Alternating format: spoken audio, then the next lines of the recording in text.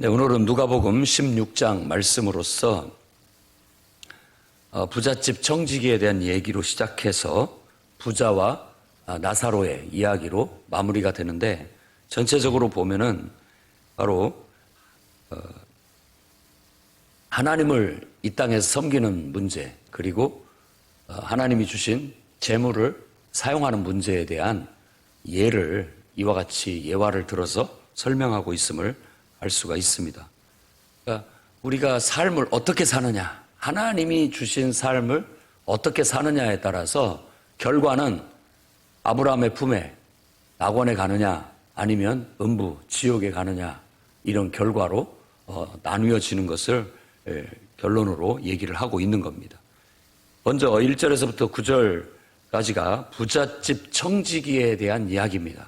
큰 부잣집이고, 근데 그 청지기라는 말은 이렇게 주인이 맡겨준 일을 하는 사람, 이런 의미를 갖습니다.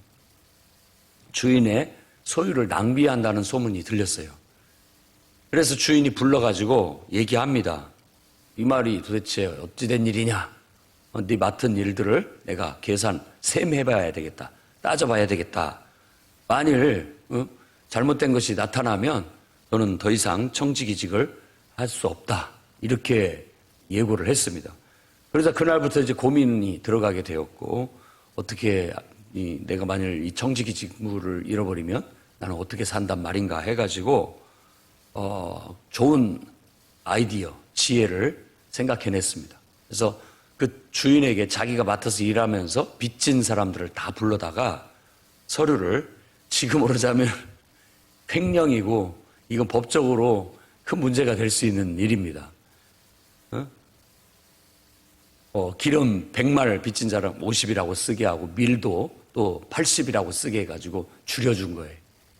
그렇게 하면 나중에 내가 이제 여기서 쫓겨나게 됐을 때 그 사람들이 내가 은혜를 베풀었기 때문에 나를 좋게 생각해서 도와줄 것이다, 이렇게 생각을 했던 것이죠.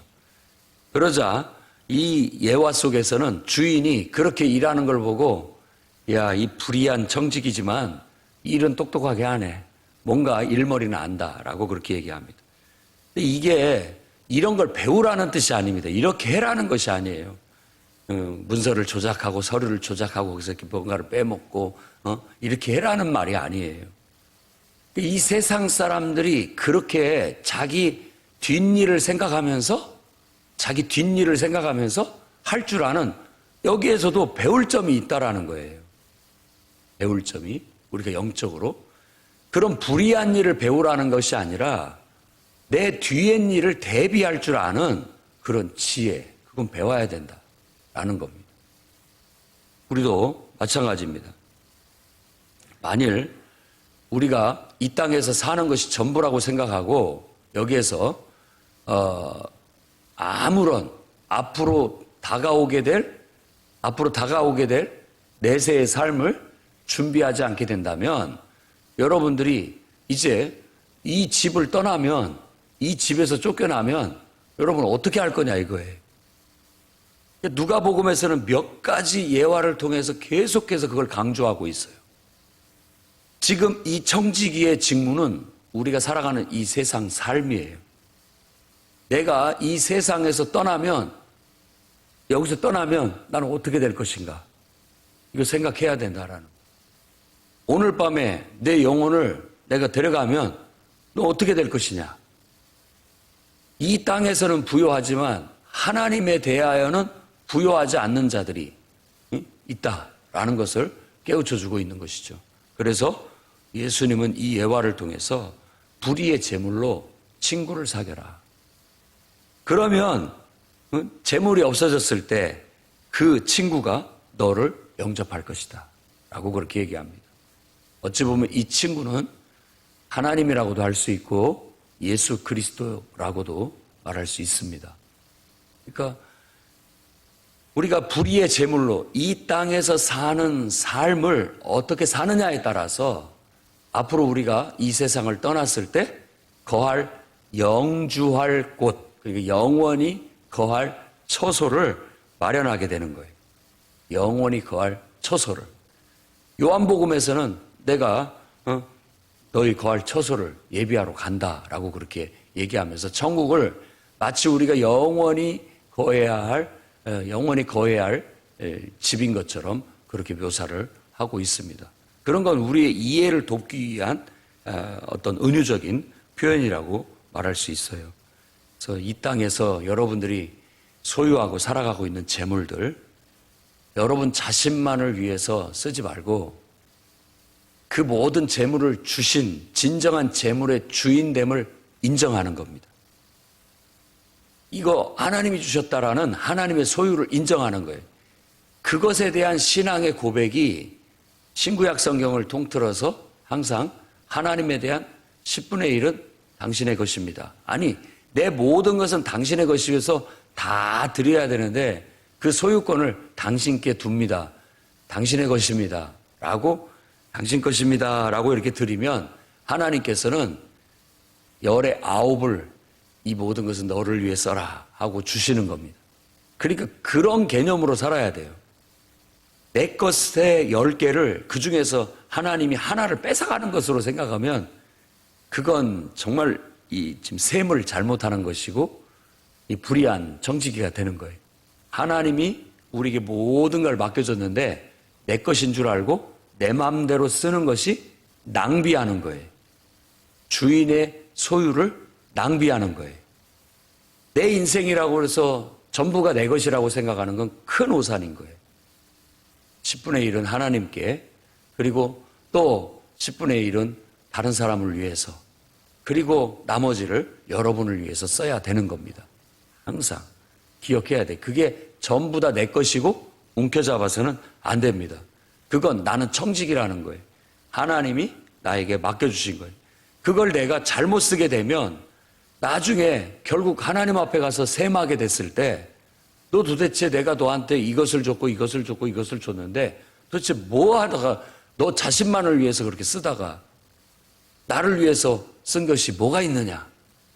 내가 너에게 줬을 때는 하나님 나라 복음을 위하여 또 영혼 구원을 위하여 다른 사람을 위하여 충분히 쓰고 또 너 자신을 위해서도 쓰라고 주었는데 너는 도대체 그걸 어떻게 썼느냐 따져본다는 거예요. 그리고 부자와 나사로의 이야기 속에서는 결국 그 부자의 이야기는 재물의 욕심 속에 빠져서 눈 멀어서 하나님의 말씀은 귀에도 들어오지 않고 그저 자기의 욕심을 따라 호의호식하면서 호화롭게 살았다라는 거예요. 호화롭게 살았다라는 걸 굉장히 강조합니다. 그랬기 때문에 너는 지금 죽어서, 그러니까 영원한 처소에 갈 때는 너는 이 고통받는 곳에 와서 고통을 받는 것이다 라고 그렇게 얘기합니다. 근데 부자의 집 앞에서 거지처럼 산데 그 사람의 모습은 상처투성이, 온몸이 상처투성이고 정말 보잘것없는 그런 모습이었지만 그에 대해 자세한 설명은 나오지 않았지만 나사로라는 이름 자체가 하나님이 도우신다라는 그런 뜻입니다. 그러니까 하나님의 도움으로 사는 사람, 하나님의 도움으로 삶을 산 사람이라고 유추해 볼 수가 있는 겁니다. 그러니까 오직 하나님만 의지하고 살았다라는 거예요. 하나님만 의지하면서 살았다라는 말은 다른 게 아니라 아무 노력도 안 하고 하나님의 은혜로만 살았다라는 뜻이 아니라 하나님의 도움을 받고 하나님 말씀대로 살았다라는 것은 하나님께 모든 내 소유를 맡기고 하나님의 뜻대로 사용하며 살았다라고 그렇게 보는 겁니다. 그래서 이것을 예화라는 건 극단의 대비를 통해서 뭔가 교훈을 주기 위해서 주어진 거예요. 그러니까 이 땅에서 우리가 우리 자신만을 위해서 자신의 호화로움과 편안함과 부귀영화만을 위해서 살면 결국 우리는 하나님 앞에 가난한 자들이 되어서 정말 이 집을, 이 삶을 떠나게 됐을 때 고통받는 지옥에서 하나님의 은혜는 눈꼽만큼도 받을 수 없는, 정말 손가락 끝에 물 한 방울도 없을 만큼, 그것도 허락되지 않을 만큼 하나님의 은혜나 이건 하나도 없는 그런 메마르고 고통스러운 그런 삶에 처해지게 된다. 그런 지옥에 처해지게 된다라는 걸 말해주고 있는 거예요. 그러니 여러분들도 이 땅에 살면서 좀 배우십시오. 그냥 여러분들이 여러분 자신의 잘 사는 것만을 생각하고 그렇게 얄팍하게 살아가면 하나님 나라에 대해서는 우리가 유산으로 받을 것이 없다는 거 기억해야 됩니다. 그래서 여러분들 불의한 재물, 이 땅에서의 모든 우리가 벌어먹고 살아가는 것들이 어찌 보면 이 성경에서는 불의하다라고 얘기하는 겁니다. 다 깨끗하지 않습니다. 어찌됐든지 간에 그렇습니다. 온전하지 못한 거예요. 그렇지만 그런 돈이라 할지라도 우리가 이 사람이 은혜를 베풀었잖아요. 사람들한테. 그 범법 행위를 해라는 것이 아니라 내가 가진 어떤 권리, 소유, 내가 가지고 있는 어떤 특권을 가지고서 은혜를 베풀어라는 거예요. 은혜를. 그것은 그 사람에게 한 것이 아니라 곧 하나님 앞에 한 것이 되는 거예요. 하나님의 이름으로 은혜를 베풀면 냉수 한 그릇이라도 주의 이름으로 은혜를 베풀면 다 하늘에 쌓이는 거예요. 그게 지금 성경에서 가르치는 원리입니다. 이 원리가 왔다 갔다 해요. 내가 하나님 앞에 하는 것이고 사람한테 하는 것이 돼야 되고 사람한테 하는 것이고 하나님 앞에 하는 것이 되는 거예요. 그 원리가 이해가 돼야 됩니다. 지극히 작은 자에게 하는 것이고 하나님께 하는 거예요. 그러니까 그 원리를 잘 이해해서 우리가 서로를 인간관계를 쌓고 그 속에서 하나님 뜻에 따라서 베풀 걸 베풀고 또 섬길 걸 섬기며 하나님의 말씀대로만 하면 되는 겁니다. 그래서 두 주인을 섬기지 못한다 사람이. 물질과 재물과 하나님 같이 섬길 수 없다.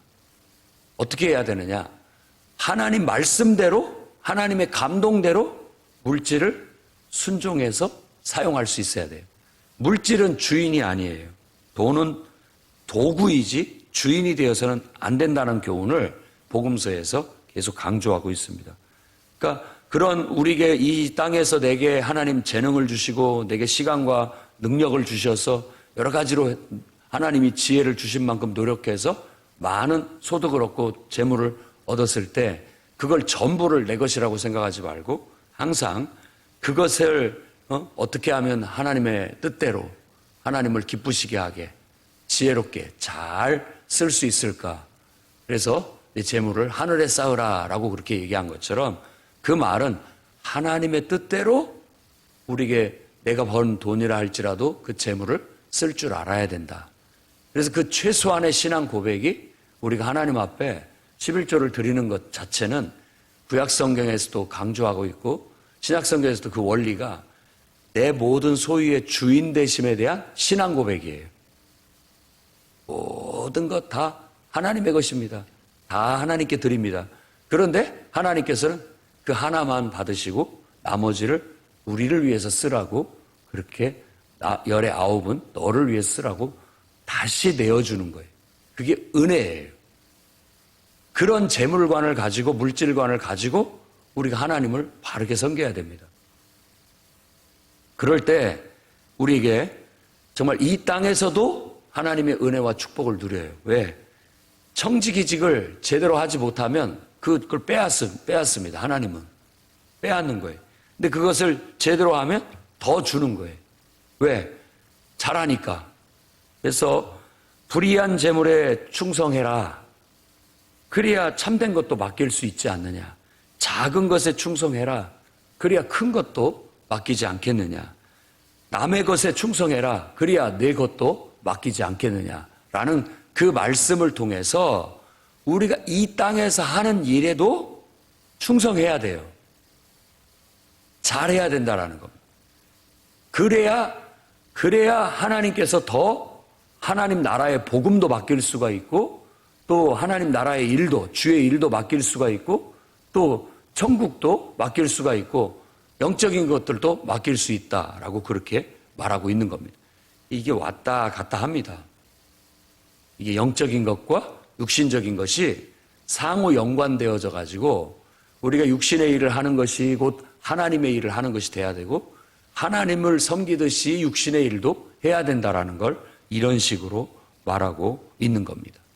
철저히 우리의 가정생활, 직장생활, 그리고 사업, 우리의 모든 삶이 하나님을 섬기는 일환으로서 하나님의 말씀대로 하나님의 뜻대로 그 모든 것들을 이끌어 갈 수 있도록 여러분들이 기도하고 나아가야 됩니다. 그래야 영원한 천국에 우리가 들어갈 수가 있게 되는 겁니다. 14절에서 15절에 바리새인들이 돈을 사랑하는 자다라고 그렇게 말합니다. 그들은 겉으로는 그렇지 않은 것 같이 보이지만 사실은 그들은 하나님보다 돈을 더 사랑하는 사람들이에요. 이게 한 단적인 면을 통해서 그 사람의 영적인 것을 분간해내는 거예요. 항상 자기 입속을 따라다니지 하나님 말씀을 따라다니지 않아요. 그게 바리새 신앙입니다. 여러분들도 한번 생각해 보십시오. 여러분들이 교회를 선택하고 또 나름대로 신앙생활을 하는 데 있어서 자기 입속을 따라서 움직이는 것은 지금 이 말씀으로 본다면 하나님께서 그렇게 기뻐하지 않습니다. 하나님 싫어하신다라고 미워하시는 거라고 얘기하고 있어요. 내가 무엇을 하든지 기도하고 하나님의 말씀에 인도함을 받아서 움직이는 거, 그게 하나님이 기뻐하시는 거라는 거예요. 우리가 늘 그렇게 해야 됩니다. 그러니까 누군가 그렇게 했을 때 나는 너를 좋아하니까 그래 그렇게 하자, 이게 아니라 그 순간에도 이 사람이 나한테 이걸 바라는데 이게 과연 하나님의 영광을 위한 것인지 하나님이 기뻐하시는지를 묻고 하나님 허락하시면 제가 하겠습니다. 이렇게 해서 할 수 있어야 되는 거예요. 사람의 체면을 보고 친하고 안 친하고를 따지고 나한테 유익이 되고 안 유익이 되는 것을 앞세우지 않고 그것은 뒤에 두고 아무리 나에게 유익이 된다 할지라도 하나님, 이것이 하나님의 뜻입니까? 하나님이 기뻐하시는 바고 이것을 통해서 하나님의 영광이 되겠습니까? 묻고 아무리 나한테 유익이 돼도 하나님 뜻이 아니라면 죄 하지 않겠습니다. 할 수 있는 그런 통제력, 그런 통제력이 바로 우리가 하나님을 섬기는 것이에요. 우리가 너무나도 쉽게 이런 것들을 하나님이 항상 습관이 안 돼서 그래요. 악하다고 보기는 어렵습니다. 우리가 영적으로 사는, 믿음으로 사는 훈련이 안 됐어요. 무의식 속에서라도 하나님을 찾고 무의식 속에서라도 하나님의 음성을 들으려는, 꿈속에서라도 하나님 앞에 기도하고 하나님을 찾고 그렇게 될 수 있도록 훈련을 하셔야 됩니다. 없이. 그러니까 이 지금 새벽 예배는 아주 훌륭한 훈련이에요. 기도하고 나아가셔야 됩니다. 근데 이걸로 다 됐다라고 생각하면 안 됩니다. 새벽 예배를 시작으로 해서 여러분들은 이 자리를 일어서서 나가면서 걸으면서도 하나님을 찾고 무의식 속에서라도 늘 하나님을 찾고 하나님께 묻고 하나님의 뜻을 구하고 하나님의 음성이 여러분 안에서 감화 감동으로 주어지는 대로 그 바람을 따라서 여러분들이 움직여야 되는 겁니다. 그래야 진짜 하나님을 섬기는 사람이 되는 거예요. 율법과 선지자는 요한 때까지다. 이제는 하나님 나라 복음이 전파돼서 사람마다 그리로 침입한다라고 그렇게 얘기합니다. 그러니까 지금 율법과 선지자 운운하면서 사실은 율법과 선지자가 말하고 있는 진정한 복음, 진정한 하나님의 통치, 예수 그리스도를 통해서 하나님이 이 땅에 오셔서 진짜 하나님이 통치하시는 그 하나님의 나라 잔치가 벌써 이루어지고 있는데 율법과 선지자를 내세우면서 그 하나님 나라에 참여를 하지 못하고 있는 면을 다시 한번 지적을 하고 있는 거예요. 그 율법과 선지자가 말하고 있는 하나님 나라가 지금 내 눈앞에서 잔치 벌어지듯이 벌어지고 있는데 나는 그 율법과 선지자를 잘 알고 있다라고 하면서 그 율법과 선지자에 집착을 하면서 얽매여 가지고 정작 하나님의 나라가 내 눈앞에 펼쳐지고 있는데 그 속에 들어가지를 못해요. 그리로 침입한다라는 것은 그 속에 들어가서 함께 해라. 그 잔치에 참여해라. 하나님의 통치 속에 너도 들어가서 하나님의 통치를 받아 살아가라 라고 요구하고 있는 거예요. 그렇게 되면 하나님의 말씀이 우리에게 임하고 그 말씀이 한 획도 떨어지지 않고 다 이루어진다라는 거예요. 그러면서 한 예를 드는 것이 뭐냐면 바로 이혼의 문제를 들고 있는 겁니다. 이혼의. 그건 이제 앞에 마태복음에서 자세히 얘기를 하고 있기 때문에 여기서는 간단히 얘기를 하는데 네 맘대로 사랑하고 네 맘대로 헤어지고 이거 아니다라는 거예요. 내 맘대로. 내가 달콤하고 좋을 때는 그냥 사랑한다고 하고 내가 좀 밉고 싫어지면 그만 살자고 하고 그렇게 사는 것은 하나님 나라가 아니에요. 믿음도 아니고. 내가 결혼을 할 때도 하나님께 묻고 하나님께서 이 영혼을 이 사람을 나한테 내 배우자로 주셨습니까? 확신이 들면 그와 결혼의 연을 주님의 뜻으로 받아들여서 하나님이 이 영혼과 내가 혼인의 관계를 맺고 이 영혼과 서로 한 몸이 되어 서로 돕고 협력해서 살라는 하나님의 뜻과 말씀을 받아들여 그 말씀에 순종해서 결혼이라는 약속을 혼인 서약을 하게 되는 것이고 헤어질 때도 마찬가지입니다. 헤어질 때도 정말 하나님의 뜻인지 아닌지 묻고 하나님의 뜻으로 하나님 말씀이면 우리가 순종하며 나아가야 되는 것이죠. 하나님 외에 하나님의 뜻이 아니고 하나님 말씀이 아니고 내 마음에 안 들어서 내가 싫어서 버리고 헤어지는 것은 하나님 뜻이 아니다. 단적인 극단적인 예를 통해서 하나님 나라를 가르치는 거예요. 여러분들도 한번 생각해 보십시오. 여러분 마음대로 기분 내키는 대로 그건 믿음이 아닙니다. 내가 하고 싶어서 하고 하기 싫으면 안 하고 그것도 믿음이 아닙니다. 교회 생활을 하면서 10년이 됐고 20년이 돼서 주의 일을 여러 가지 봉사하고 섬겼던 사람들마저도 와가지고 더 이상 못하겠습니다. 그렇게 말을 해요. 그게 믿음으로 얘기하는 것인지 정말 내가 하기 싫어서 말하는 것인지 따져야 됩니다. 여러분 하나님 앞에 기도하고 와서 저한테 얘기를 해야 되는 거예요.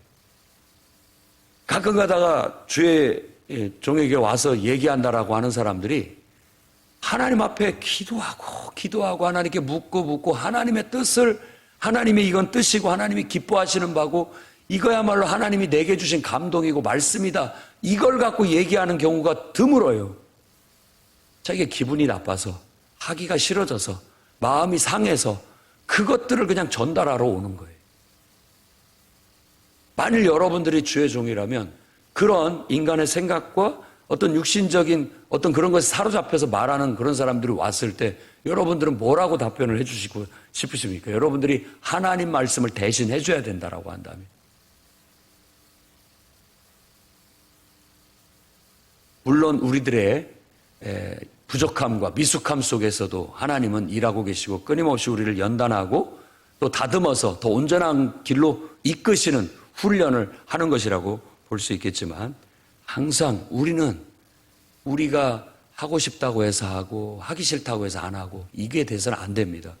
어떤 할 수 없는 이유가 생겨서 못하고 또 이유가 있어서 하고 이런 것도 아닙니다. 우리는 기도하고 하나님 앞에 이게 하나님께서 내게 바라시는 바구나. 이게 하나님이 기뻐하시는 바구나. 나를 통해서 하나님께서 이렇게 하기를 바라시는구나. 확신을 잡았으면 그 말씀을 의심하지 말고 붙잡고 그 말씀이 결실할 때까지 어떤 일이 있어도 해내는 그런 하나님 나라를 여러분들이 경험해야 돼요. 그 속으로 이렇게 들어가야 돼요. 천국 복음은 바로 그 복음을 얘기하는 겁니다. 예수께서 우리에게 구원의 복음으로 제시한 것은 예수 그리스도처럼 완전히 하나님의 임재 속에 들어가서 하나님이 내 안에 내가 하나님 안에 그 상태에서 하나님의 말씀이 내 속에 들어오고 그 말씀대로 우리는 그냥 자동으로 그 말씀에 의해서 살아가는 삶을 사는 것이 바로 생명의 진리의 말씀에 입각한 삶이에요. 예수 그리스도의 가르침의 핵심입니다.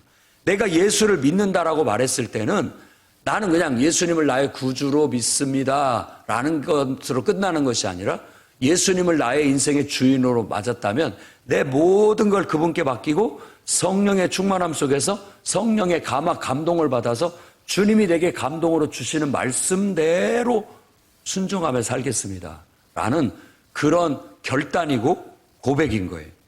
지금 바리새인들에게 그 돈, 자기 입속을 쫓아다니고 또 간음, 어떤 육체적인 욕망을 쫓아다니는 그런 사람들에 대해서 더 이상 이제 그걸 쫓아다니지 말고 하나님 말씀대로 해라. 하나님을 구하고 하나님이 너에게 주신 말씀대로만 따라라 라고 말하고 있는 것입니다.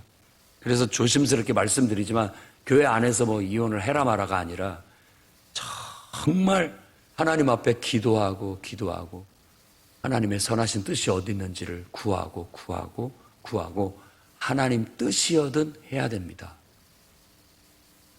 신중함이 필요해요.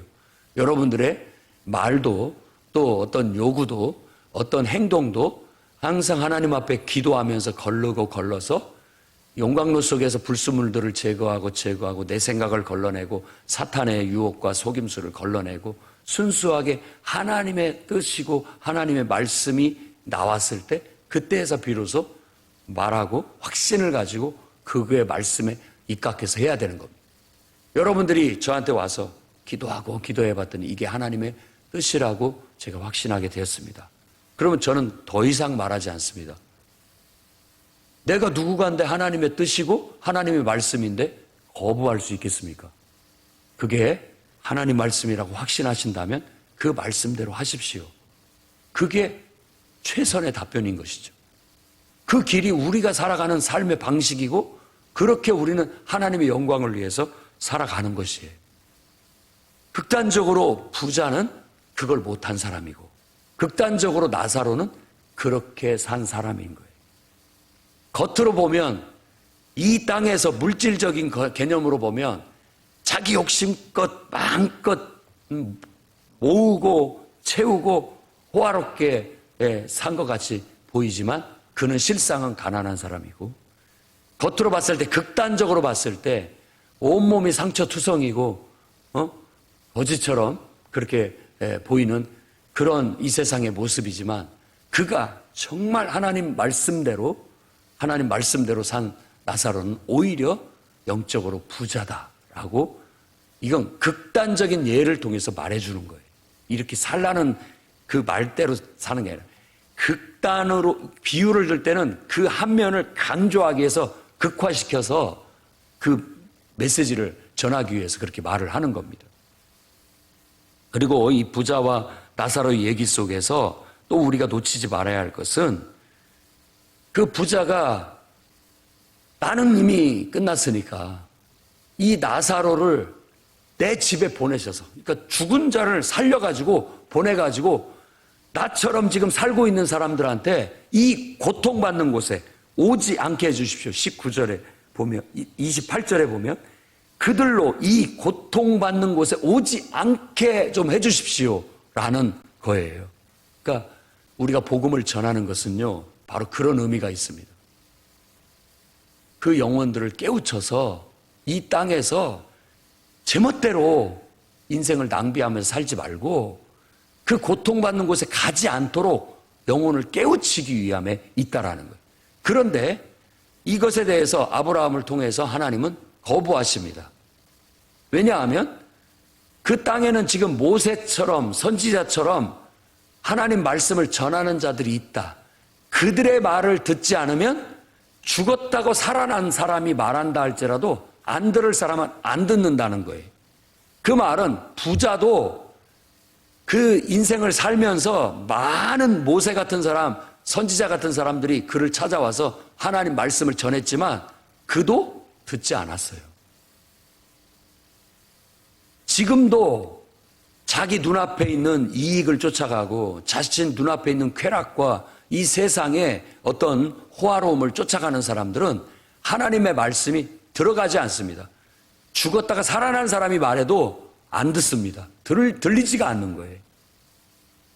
우리는 정말 하나님 은혜 안에서 하나님 말씀이 들리기 시작했고, 나를 창조하신 하나님이 보이고, 나를 너무나도 사랑하셔서 인간이 우리를 구원하시기 위해서, 죄 가운데서 우리를 구원하시려고 인간에 대해서 오신 이 하나님이 믿어지고, 나 때문에 십자가에 죽었다라고 확신하고, 내 죄가 그때 쌓여졌다라는 게 믿어지고, 죽은 자 가운데서 부활하셔서 나에게 영원한 생명, 신적인 생명을 선물로 주셨다라는 것이 너무나도 감사하고 또 감사하게 느껴져서 이런 믿음을 갖게 됐다는 것은 축복입니다. 우리는 나사로처럼 축복받은 사람이에요. 그러니 이 세상에 하나님이 주신 물질과 시간, 지혜롭게 세상 사람들처럼 남다른 지혜와 능력을 발휘해서 마음껏 여러분 능력만큼 버십시오. 그리고 하나님 이것을 나에게 이렇게 지혜를 주시고 능력을 주셨으니 이것을 하나님 뜻대로 쓰고 싶습니다. 어떻게 써야 되겠습니까? 하나님의 영광을 위해서 쓸 줄 아는, 정말 여러분들의 재물을 하늘에 쌓을 줄 아는 지혜로운 청지기들이 다 되셔서 이 땅에서도 하나님 앞에 쓰임받는 놀라운 축복을 누리다가 오는 세상에서도 하나님 나라의 큰 상급이 여러분에게 있어서 저와 여러분들이 다 이 땅에서는 정말 주의 이름을 위하여 고난받고 상처받고 우리가 가난하게 살지 몰라도 부족하게 살지 몰라도 정말 오는 세상에서는 부유한 자가 되어 나사로처럼 아브라함의 품에서 낙원에서 정말 하나님의 큰 은혜와 부귀영화를 누리는 그런 축복된 여러분들이 다 되시기를 주의 이름으로 축원합니다.